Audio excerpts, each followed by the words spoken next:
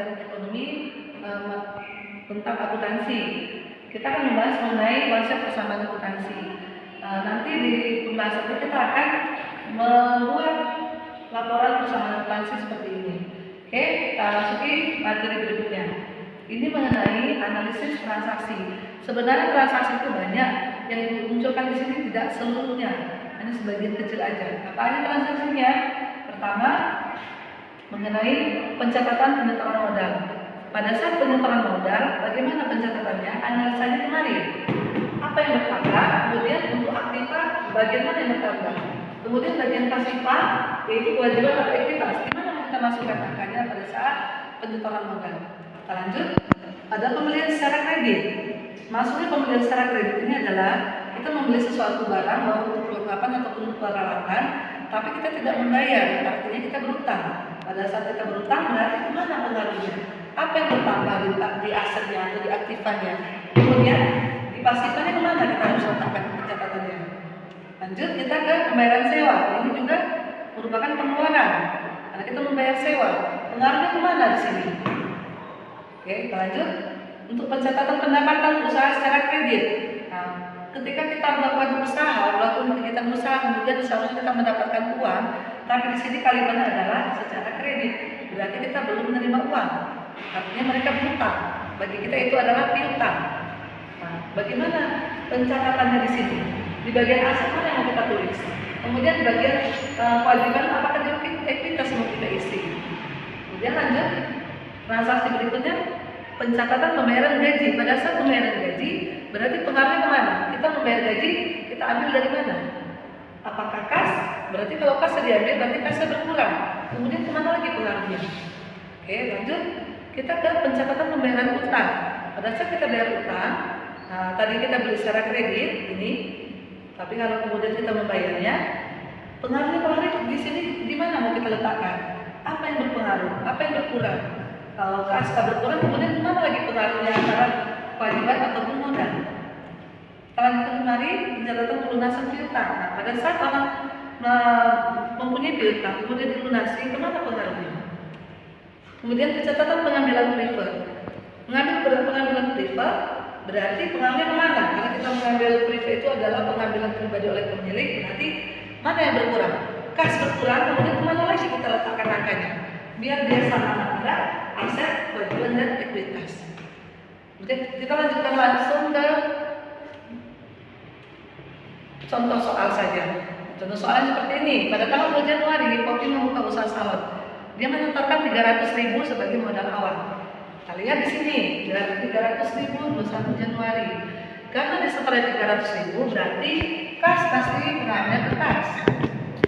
Atau bisa ibu coret di sini, kas pasti bertambah. Kemudian dia harus sama dengan ekuitas, kewajiban atau ekuitas, atau modal, atau ya modal. Jadi kalau kas bertambah, nggak mungkin untuk transaksi ini ke kewajiban, tapi juga modal yang berpengaruh pada modal bertambah. Artinya kita isi di sini 300, kemudian modalnya juga 300.000. Lanjut kita ke seperti ini penjelasannya. Kas dan ekuitas. Ekuitas itu adalah modalnya. Berarti pada tanggal 21 Januari kas bertambah 300, modal juga bertambah 300, sehingga jumlahnya sama. Kemudian untuk transaksi berikutnya, tanggal 3, salon cantik membeli perlengkapan berupa tisu segala macam secara kredit. Secara kredit ini berarti kita tidak mengeluarkan uang. Jadi kalau tidak mengeluarkan uang, mana pengaruhnya? Pastinya perlengkapan tadi bertambah. Kenapa bertambah? Karena perlengkapan masih bertambah. Di sini pengaruhnya adalah perlengkapan dan utang. Kenapa pengaruhnya perlengkapan dan utang? Perlengkapan bertambah karena dibeli, kemudian utang bertambah karena membelinya tidak secara tunai atau kredit. Berarti kalau kita masukkan kembali tanggal 3 bulan 1, untuk perlengkapan angkanya 25.000, untuk utang angkanya 20.000. Di sini kita buat keterangan pembelian perlengkapan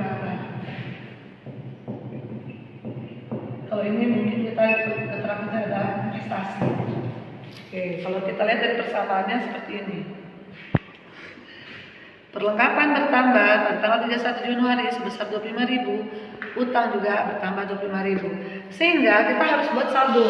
Saldonya itu adalah 300.000 di kas, perlengkapan 25.000, utang 25.000, modal 300.000. Ini merupakan saldo.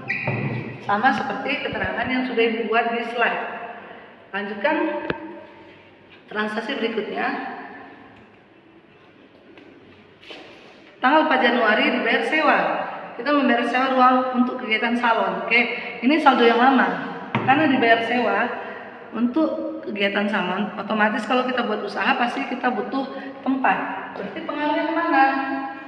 Membayar sewa, otomatis kita ambil dari kas, karena ada kalimat kas. Sehingga kas di sini berkurang. Kemudian kemana lagi? Pengaruhnya kemana? Untuk kolom yang ini, apakah di kewajiban atau di ekuitas? Itu kolomnya pengaruhnya adalah ke modal atau ekuitas. Modalnya juga berkurang. Maka pada saat kita masukkan di sini tanggal 4 bulan 1, kas kita berkurang sebesar 20.000. Kemudian modal juga berkurang sebesar 20.000. Kemudian kalau kita pisahkan, kemudian kita totalkan lagi saldonya ke bawah. Seperti contoh yang ini. Lihat, kas berkurang 20.000, modal berkurang 20.000, sehingga saldonya sebesar 280.000. Ini tetap 25.000, ini tetap 25.000, ini 280.000. Ini keterangannya saldo. Ini keterangannya sewa. Lanjut, kita transaksi berikutnya. Tanggal 5 Januari, grup tari bersaudara Irias, berarti kita sudah melakukan kegiatan usaha, melakukan usaha merias grup tari, tetapi difakturkan. Nah, kalimatnya di sini adalah difakturkan. Artinya grup tari tersebut belum membayar. Jadi kita buat bukti transaksinya berupa faktur yang akan kita tagih nanti sebesar 38.000. Maka pengaruhnya adalah piutang. Karena mereka belum membayar, itu muncul piutang. Piutang kita bertambah, kemudian modal pasti bertambah, bukan kewajiban. Kita lihat di sini, tanggal 5 bulan 1, piutang itu sebesar 38.000. Kemudian ekuitas nggak mungkin di kewajiban kita isi 38.000 karena bukan merupakan utang kita. Berarti ini merupakan pendapatan, ini juga bertambah. Kita tarik saldonya. Ini kita buat keterangan penerimaan pendapatan. Berarti untuk kas nggak ada pengaruh, tetap 280.000, perlengkapan tetap 25.000, sementara penambahan di piutang 38.000, utangnya tetap 25.000, 280 tambah 38 berarti 318.000. Jadi keterangannya adalah saldo. Kita lihat di sini tanggal 5 terjadi piutang sebesar 38.000, modal 38.000, sehingga saldonya sebesar seperti yang tertera di depan tulis juga. Kita lanjut tanggal berikutnya, tanggal 12 Januari dibayar utang per kas. Nah, kita membayar utang karena bayarnya pakai kas, berarti utang pasti berkurang. Dan kemudian kemana lagi? Ya benar, kas juga berkurang. Utang kita berkurang, kas berkurang. Kenapa utang kita berkurang? Oke, tanggal 12 bulan 1, karena kita membayar utang kita sebesar berapa? Ya, benar, 20.000. Kemudian kemana lagi kita buat? Karena membayar pakai uang kas, maka uang kas kita juga berkurang sebesar 20.000. Tanda ini menyatakan bahwasanya itu mengurangi atau pengurangan. Oke, ini kita buat penjelasannya pembayaran utang. Oke, kita lihat 260 untuk kasnya, 25.000 untuk perlengkapan, 38 untuk piutang. Ini sebesar 5.000 tinggal utang kita kan kita sudah bayar, dan modal kita tetap 318.000. Bisa dilihat dari sini.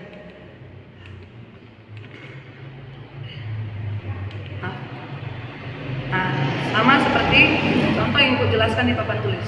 Saldonya tetap sama. Kita lanjutkan ke transaksi berikutnya.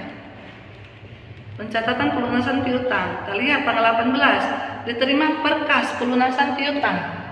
Terima per kas, berarti kas kita menerima berarti kas bertambah untuk pelunasan piutang. Karena dibayar berarti piutang berkurang. Karena kas dan piutang ini sama-sama aset, berarti pengaruh ke kewajiban atau ekuitas gimana, Bu? Nggak mesti harus diisi kalau memang nggak ada pengaruhnya. Kita lihat kemarin pada tanggal 18, 18 bulan 1 diterima pelunasan piutang. Orang yang berutang sama kita membayar sebesar 30.500. Berarti menambah.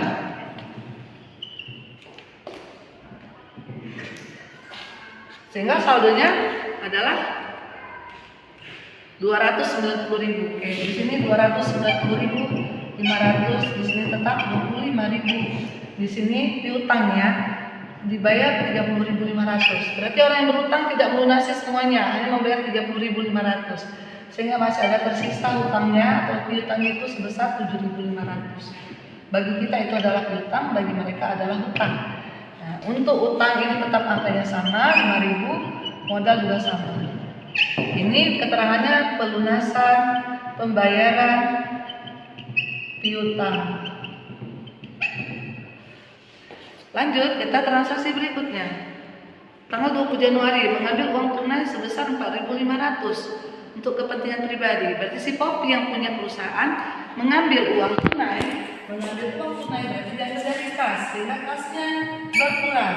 Kemudian kemana lagi kita larikan? Larinya adalah ke modal. Modalnya berkurang. Jadi kita masukkan kemari di tanggal 20 bulan 1 itu kasnya berkurang 4.500. Tanda kurang berarti mengurangi. Kemudian modalnya berkurang 4.500. Ini prefer, pengambilan pribadi oleh pemilik. Sehingga ketika kita mengurangi, ini berarti 6, ini berarti 6, 286. Ini 25.000, ini 7.500, ini 5.000 tetap, ini 500, ini kurang 3, 13.500. Coba kita lihat. Oke, 4,5, 4.500 dan 4.500 di kas dan di modal. 286, 25, 7,5, 5.000, 31.500, pas, cocok. Kemudian lanjut tanggal 25, diterima tunai pendapatan jasa. Oke, karena diterima tunai pendapatan jasa, maka kemana pengaruhnya? Pasti kasnya bertambah, dan kemudian kemana lagi? Modal bertambah. Kita lihat kemarin, tanggal 25 bulan 1 diterimanya sebesar 12.500. Kemudian kemana lagi tadi larinya? Ke modal 12.500. Maka kita jumlahkan, ini 500, 298, ini 25.000, ini 7.500 tetap, ini 5.000 tetap. Nah, ada pengaruh. Kemudian di sini 326.000 modalnya. Kita lihat keterangannya, penjelasannya seperti di slide sama angkanya. Kemudian ini kita buat kalimatnya penerimaan pendapatan. Oke, lanjut. Seperti ini tabelnya, persis seperti yang ada di papan tulis Ibu. Jika dijumlahkan antara kolom aset dengan kewajiban dan modalnya angkanya sama. Tidak boleh tidak sama. Kalau tidak sama berarti perhitungan kita salah. Kamu bisa cek sendiri apakah total antara kalau aset sama kewajiban ekuitas itu sama atau tidak.